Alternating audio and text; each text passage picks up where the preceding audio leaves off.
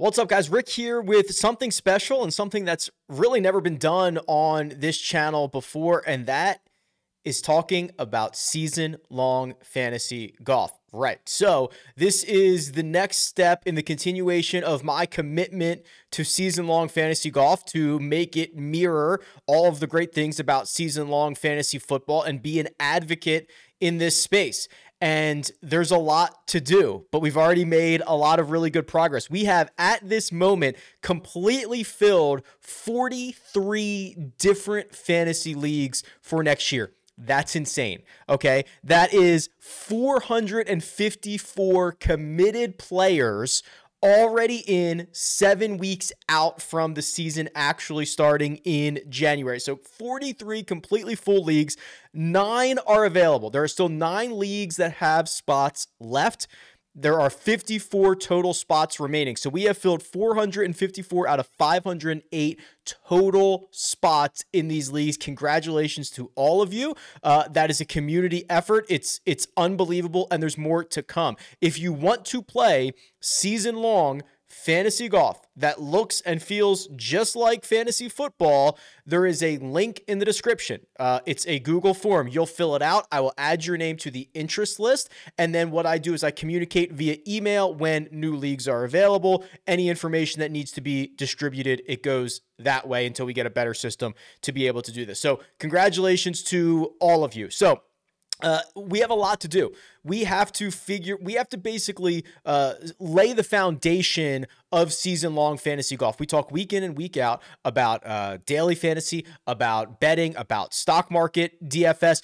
This is a completely different animal, and we've got to talk through draft stuff. We've got to look at who the best and the worst players are, what volume means. All the things and all the content that you consume for fantasy football basically can all be translated to fantasy golf, and that's what we're going to do over the course of the next 7 weeks until these things actually start. So the Sony Open will be the first week where the vast majority of these leagues are going to begin, unless one of your commissioners added the Tournament of Champions or something like that. But that's what we're targeting. So it's basically that second week of January. And then, of course, I'm in 8 or 9 different leagues already. And then kind of the big one, the one that we're kind of using to advocate, the one that we're using for the gold standard.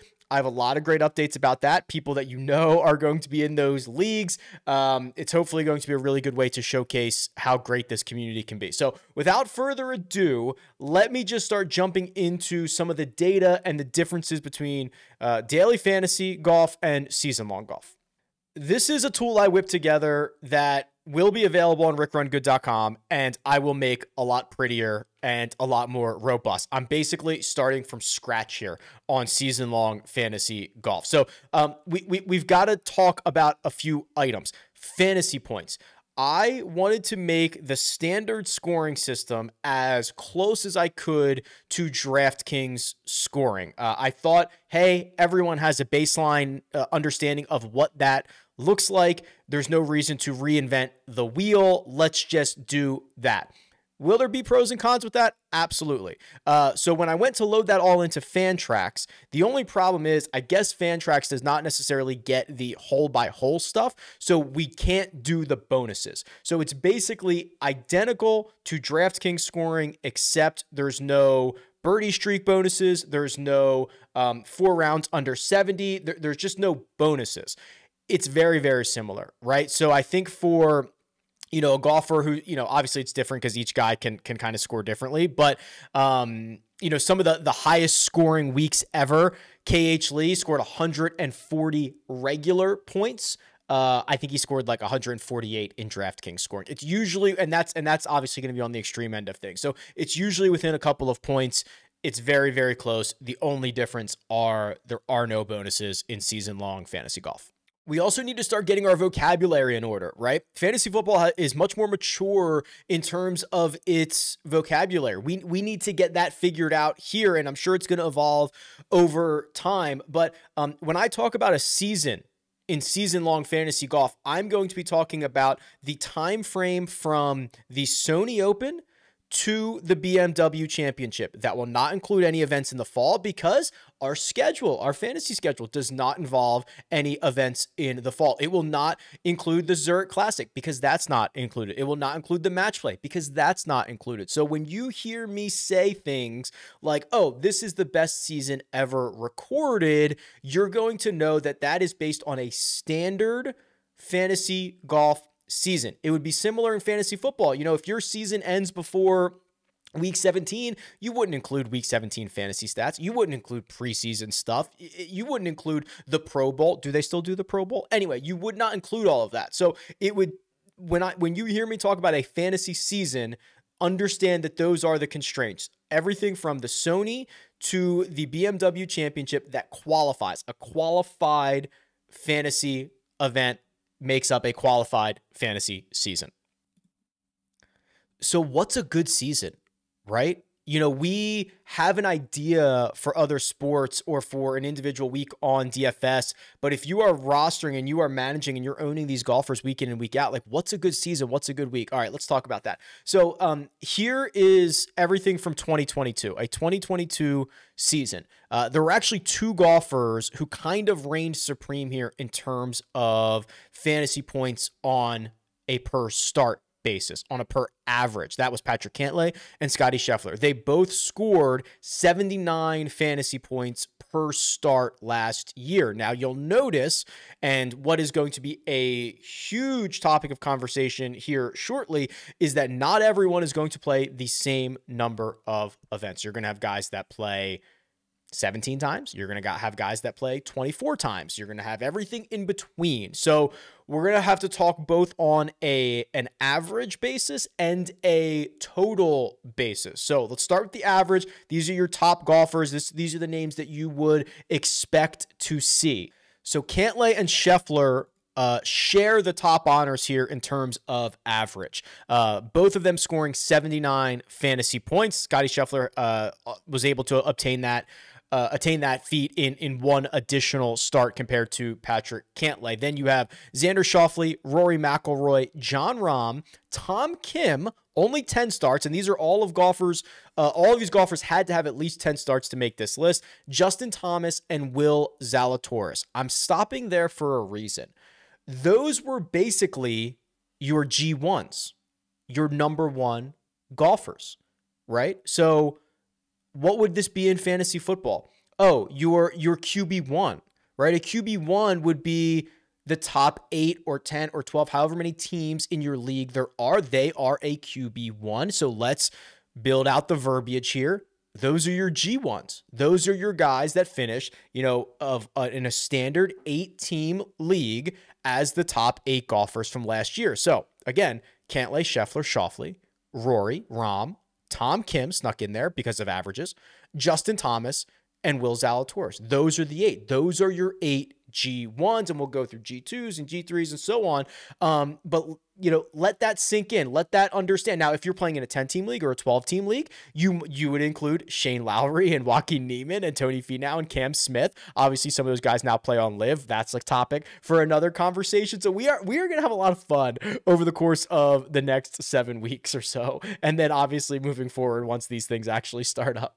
So to have a G1 season, in 2022, you needed to score on average 72 or more fantasy points. So Will Zalatoris was number 8, 72.29. Shane Lowry was 72 on the dot. He would have been G9, golfer 9 overall. So that is the way you need to look at this. So, okay, so if you're averaging 72 or more points, that is kind of the elite of the elite. Let's go down to the bottom. So there's going to be 96 golfers drafted in most of these leagues. That's 12 golfers times 8. So if you go down to 96th, that would have been Vince Whaley. Vince Whaley averaged 52 fantasy points last season. And there's a lot of guys who are in the 50s here. So 52.71 is what Vince Whaley got. He would have been 96. So basically, your draftable golfers are the ones who can average 52 fantasy points or more. That gets them into the conversation of,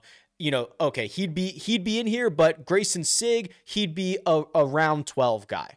right? Based on his production in 2022, he would have been around 12 target for you. So if we're going just based on averages, volume's going to come in here into play here in a second. But again, we're building this out. So now, okay, so those are the guys that fill out your roster. Well, you're only playing 6 golfers a week. So we've got to cut this in half. So we can't say 96 anymore. We've got to go down to 48, right? That is 6 times 12.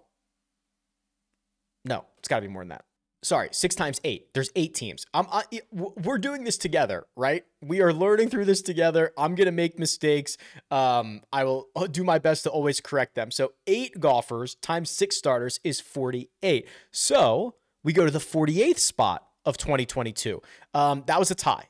It was basically Johnny Vegas and Mark Hubbard. They averaged 58 fantasy points a game. So that's a small little gap, right? From someone who is just rosterable to someone who is a starter is only 6 fantasy points. And then from someone who is a starter to absolute elite top end talent, it's from 58 to 72. So that's only 14 points on average. Okay. So that's the gap. It's pretty tight. Those are what you're looking for in terms of elite golfers, G1s, your starters, your top 48, and then guys that can actually make your roster, which would be end up being the top 96.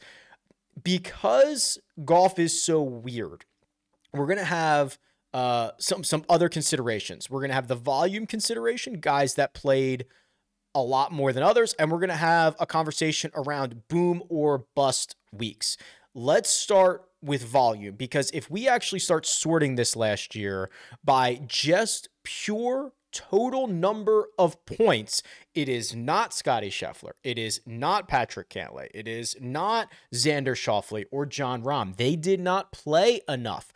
The king of the 2022 fantasy season in terms of total points scored, Sahith Theegala. He played 24 times, 24 qualifying starts, averaged 67 fantasy points. That is nearly 1,700 fantasy points for the season, 1,696. If you're watching on YouTube, you are looking at his data logs here. Not a single win on the resume, right? A runner-up, a 3rd place finish, a 5th place finish. Twice he scored at least 100 fantasy points. He scored in the 80s an additional 5 more times. He had a couple of bust weeks. We'll talk about those in a second, but he was kind of the undisputed volume king. So as we start to get to draft coverage later in this offseason, we're going to have to decide, where do these guys become valuable or more valuable? You know, should you just take Sahith number 1? No, probably not, right? Probably not. I think he'll be very valuable, or guys like him will be very valuable, but you probably shouldn't take him number 1. But I do think you're probably going to end up taking him a lot earlier than you would anticipate. We're getting ahead of ourselves, but in terms of raw fantasy scoring, your top 8, your G1s in terms of raw scoring were Sahith, Tony Finau, Adam Svensson, Davis Riley, Scotty Scheffler. Impressive to get into both of those categories. JT Poston, Cam Young, Scott Stallings. Okay, so those are your volume scores from the 2022 season when you're talking about total points being scored. Nobody played more than 25 qualifying starts. Adam Schenk, Brian Stewart. Those are the 2. They both averaged 40 fantasy points, 40 and 42 fantasy points. They would have been down, near the very, very bottom of the rankings here in terms of average. These are guys that they played often, but they busted often. So Adam Schenk had 25 starts. Only twice did he score what I've defined as a boom, more on that in a second, and 15 bust weeks. So while the volume was there, Adam Schenk was probably not a guy that won you many matchups, if any, because the weeks that he did play well, he probably would have been unstartable. And he only had 2 weeks where he was really a boom guy. So there is a balance here Volume is great, but if you're never having those pop weeks, if you're never startable, it is hard to ever realize those fantasy points. So let's talk about boom or bust. And these are the things that I think are going to evolve over time. The way that I have this set up right now is a boom week. I think to me, that's a big week. That's a high-end week. You had to gain 30 fantasy points on the field. So that means if the field average was 50, you had to score 80 or more for that to be a boom week. A bust week would have been anyone just losing fantasy points. If you just lost fantasy points, it was a bust. And I went back and forth on that because I was like, well, shouldn't it be you lose 30 fantasy points to the field? But that like never happens. And if you miss the cut, you're definitely a bust, right? That seems fair. And if you're a startable golfer inside the top 48, you should be gaining fantasy points on the field. So I said, if you lost, that was a bust week. So let's look at this. Cantlay and Scheffler are just tied together here. So not only were they the two highest averages, 79 apiece, but they each had 11 boom weeks. And no surprise for Scotty Scheffler, right? So let's look at Patrick Cantlay. I mean, Patrick Cantlay scored over 100 fantasy points on 6 different occasions. He scored in the 90s twice more, and those were at the Memorial and the Open. So obviously scoring being a little bit more difficult generally, although the Open this year was a birdie fest, but you get my drift here because it is relative to field average. So both of these guys with 11 boom weeks. Well, let's sort by the biggest boomers of 2022. And I want to find somebody who doesn't have an average. Okay. Scott Stallings is the perfect boomer bust guy. Scott Stallings in 2022 was probably a very valuable fantasy option. He only scored on average 58 points a week. He would have been the 49th ranked golfer in terms of averages, but he boomed 8 times, as many as Tony Finau and Xander Schauffele and Mav McNeely and Max Homa and Justin Thomas and Cam Young. Now he busted 10 times, way more than those other guys. But this is the type of stat profile that can actually win you weeks and can actually make Scott Stallings startable. Because look at these events that he boomed in.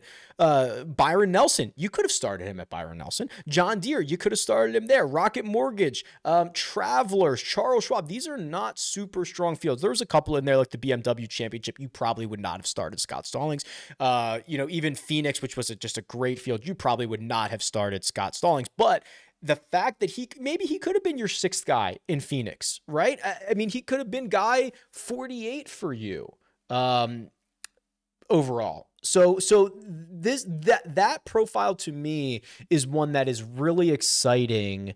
And these are the guys that I believe you're going to want to fill out your roster with, not the guys that are never boom, never bust. So let's find some, some guys who scored a lot of points that never really boomed. Wyndham Clark played 23 times. Golfer 65 in terms of average, 3 booms, 9 busts.